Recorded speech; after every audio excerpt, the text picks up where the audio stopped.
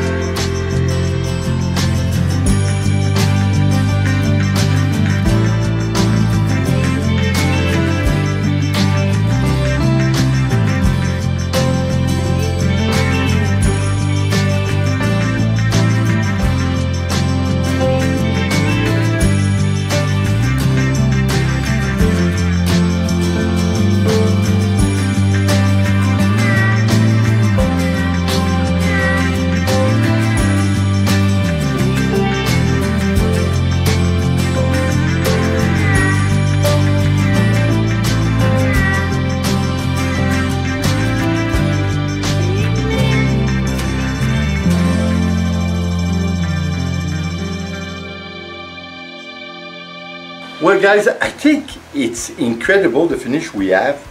We did do similar finish when we mix our Floetrol and our white glue with our acrylic.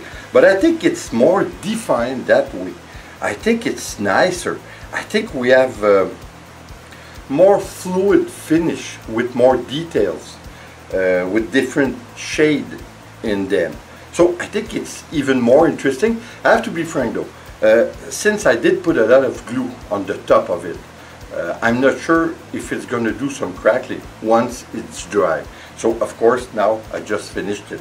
So I'm anxious to see what happens, but I think either way it's going to look very nice.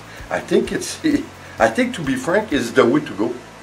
I always thought that it was best to mix our Floetrol and our white glue with our paint, but I don't think it's true at all. I think the best way, of course, we'll see if there's some crackling, and like always it depends on your taste. Maybe you're gonna like it more, I'm not sure. I don't think it's gonna do some crackling though, but like I said, either way I think it's nicer this way.